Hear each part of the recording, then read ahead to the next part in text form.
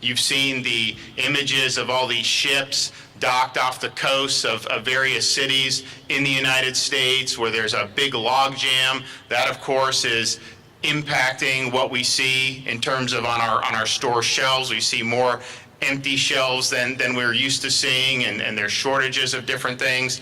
Of course, we're also seeing increased cost in terms of inflation. Year-over-year increase in food prices so far is the highest it's been in 10 years. And of course, many commuters have been suffering under about a 50% increase in gasoline. And so you see a lot of problems. I know they just announced, well, in California, maybe they'll start having the port operate 24/7.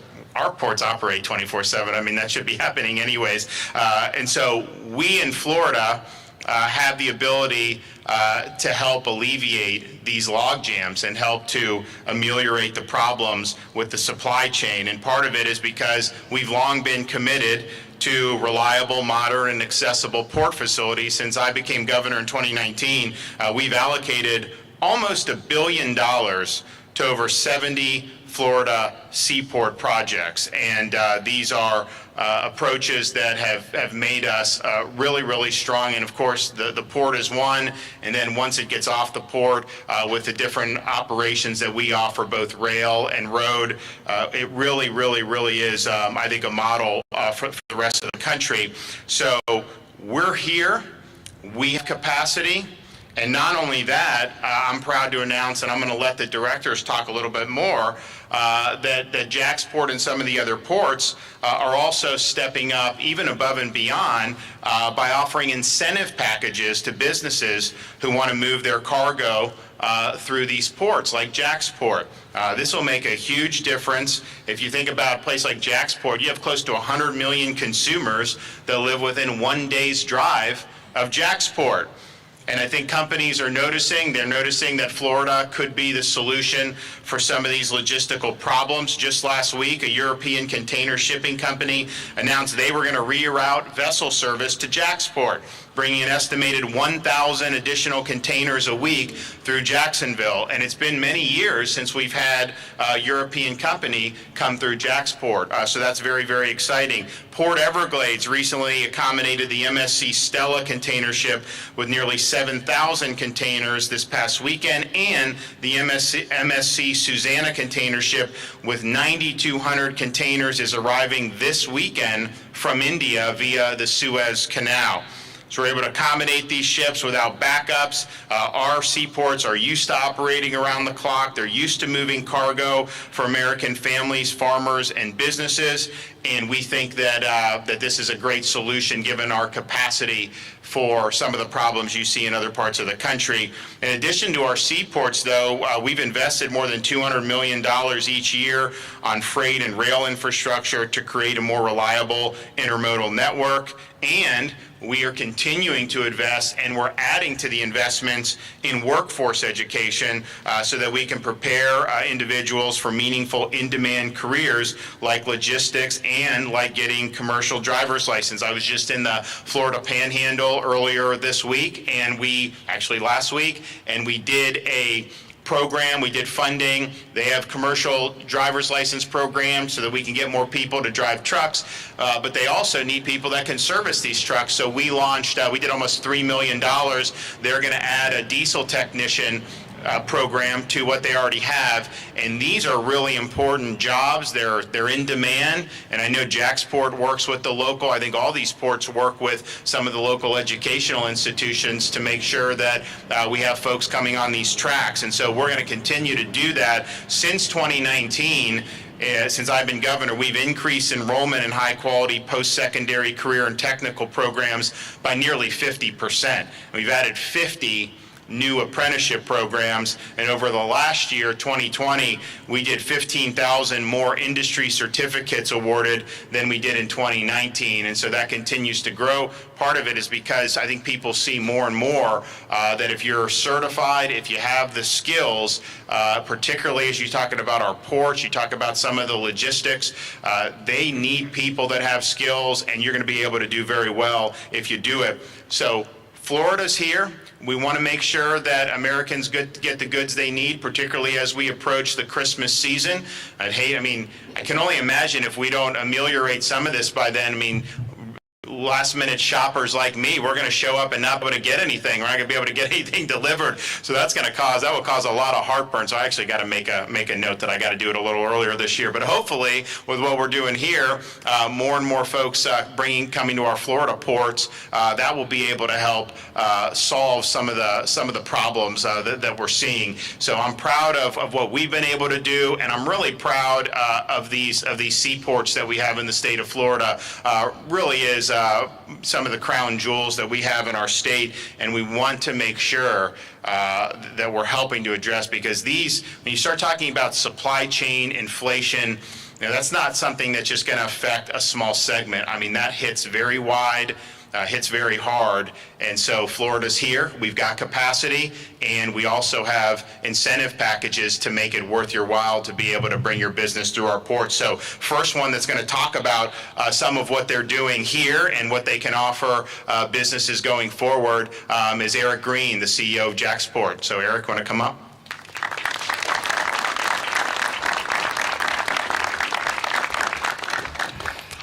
I want to start by thanking Governor DeSantis, Secretary Tebow, our board chair, Wendy Hamilton, board members Daniel Bean, Jamie Shelton, and Brad Talbert, who's here with us today, and all of the port workers and partners who are here with us. With your support, JAXPort has maintained uninterrupted cargo service throughout the pandemic, keeping the supply chain moving and store shelves stocked for the people of our great state and throughout the nation. Standing here today, surrounded by so many important partners, I am proud to announce that fiscal year 2021, which we just completed at the end of September, was a historic year for JAXPort. More than 1.4 million containers moved through our port over the past year, a new port record set in the middle of a pandemic. And we're not slowing down, not even close. As Florida's largest container port, we want the industry to know that Florida ports like JAXPort are a solution to the nation's port congestion problem. The success of this year's holiday season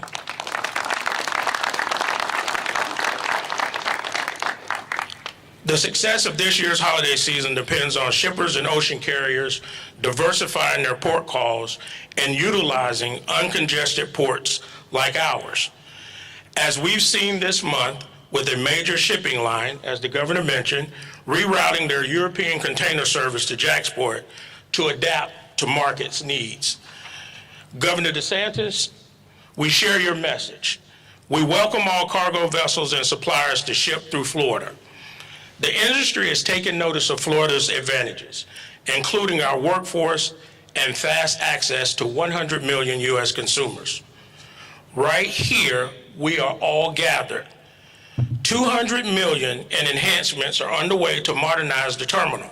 It's all funded through the support of our governor and elected officials, as well as our public-private partnership with SSA, one of the world's leading terminal operators. Together, we are building the port of the future, further increasing efficiencies, combined with the investments that the state has made in our transportation network and the strength of our trucking, rail, and service providers. We are ready to serve the needs of consumers in Florida and throughout the nation today and for generations to come. Thank you.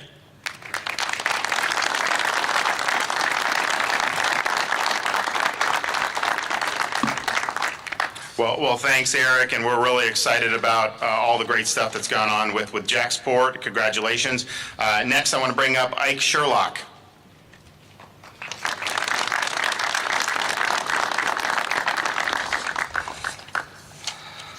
Governor DeSantis, Secretary Tebow, Mr. Green, distinguished guest, my name is Ike Sherlock. I'm the Chief Operating Officer for AGX Freight.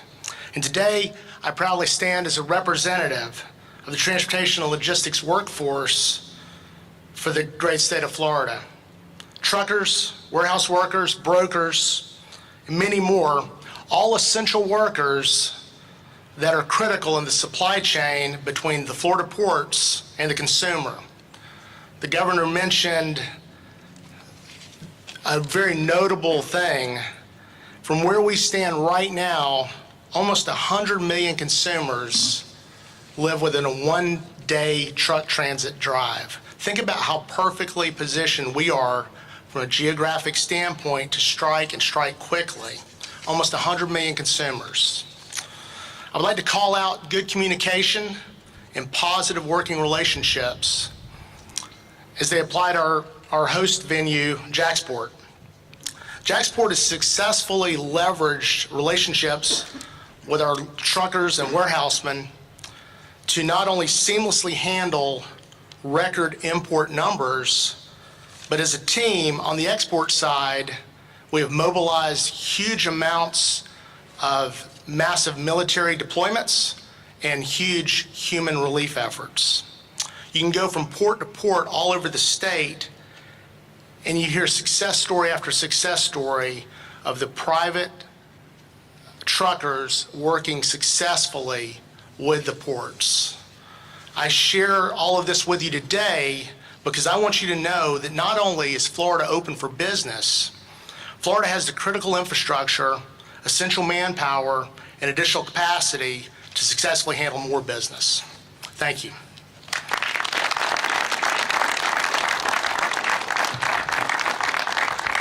Okay, Mark Masaglia delivering remarks.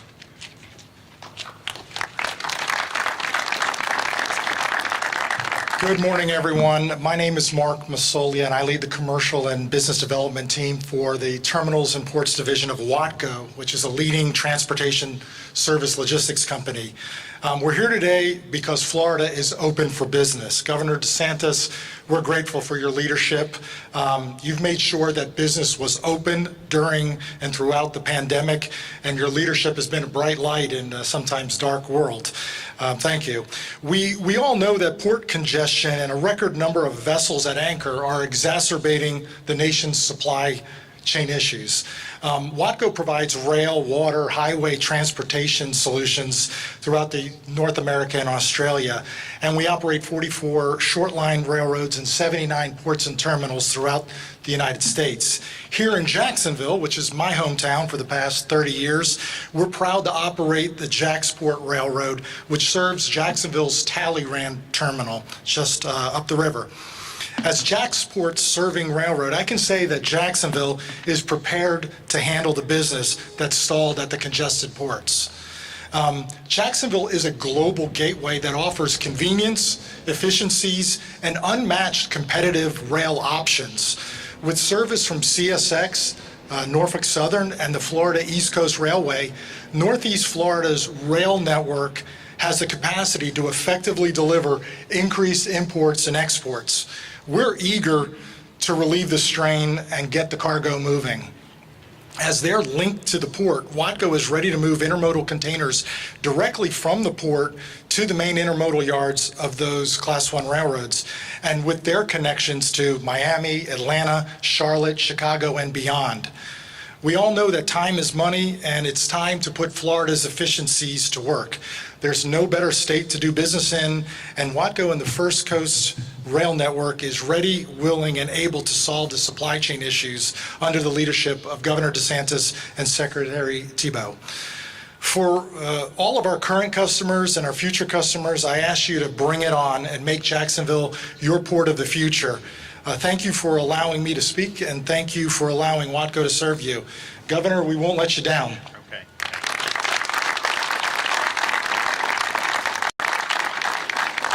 Okay, from Port of Tampa, Paul Anderson.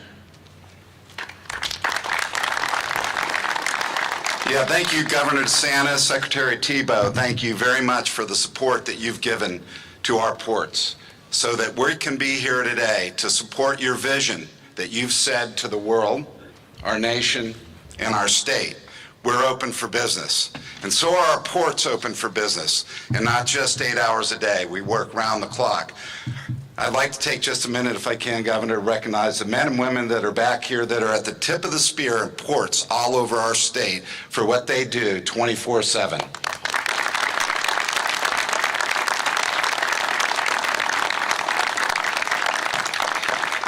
I'd I'd also like to say, I see some old friends. Good to see you, Lake. It's great to be back in Jacksport. Eric, thanks for hosting us. I'm here for one simple reason, is to ask for the shippers around the world, those that own cargo. I want your business. Eric wants your business from Jacksport. Jonathan from Port Everglades, we want your business. Reroute your thinking. Reroute your cargo to come to Florida. We stand ready to offer you incentives that will make it ideal and cost savings so that these men and women in our ports can move your cargo to get to consumers so Governor DeSantis can late shop and still get what he needs. Thank you very much.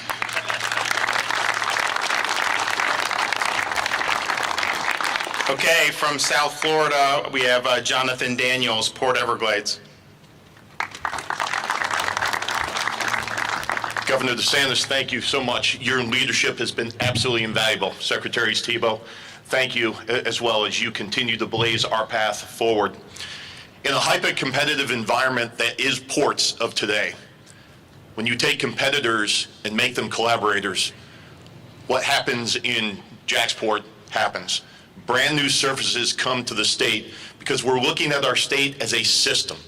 15 ports strong, willing to take on any level of competition that's out there. Allow the governor to make sure, as Paul said, that he can get his shopping done in plenty of time.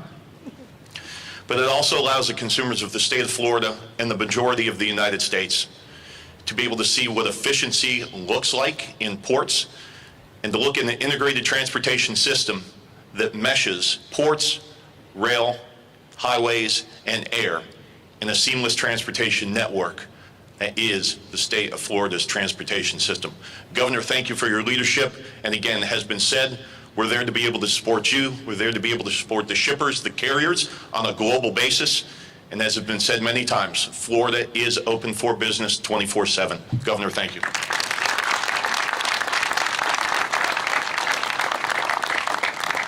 Okay, we have our Florida Department of Transportation Secretary, Kevin Tebow.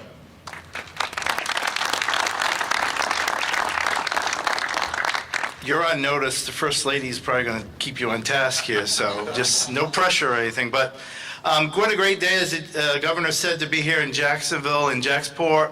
And you've heard the commitments, right? You've heard that this governor and the department has made these commitments, but it's not only at the port side.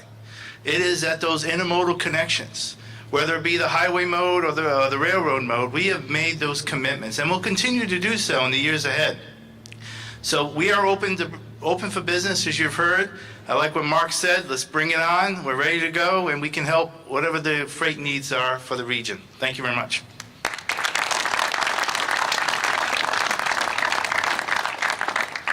Well, we're really proud of all the work that's been done at all these different ports, and I also want to thank all the folks that are behind us here, representative of many, many more, both here in Jacksonville and throughout Florida, who are working hard around the clock, and oftentimes goes unnoticed because we're used to seeing everything on the shelves, and now it's causing people to look and realize, which we've realized, and obviously the folks that work here have realized, but just how important it is that we do have the ability to ship goods, get them to market, and we're doing that very well in Florida. They will provide you with incentives to make it worth your while. We have capacity, we can do it efficiently, and I think it will be something that will be beneficial. Certainly it'll be beneficial to Florida, but I think it'll be beneficial to folks all across the country.